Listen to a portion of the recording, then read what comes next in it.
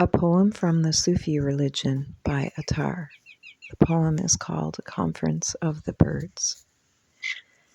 The world is names and signs, in truth it's he whose being is sole reality. This world, the world to come, and all besides are him. Know this, that nothing else abides. There is one essence, but diffused, deflected. There is one word, but variously inflected. A man must know the king and recognize him, although 100 different clothes disguise him. It's not an error in its way to see him, since he is all and everything must be him. The error is when a man presumes to state that what he sees and God are separate.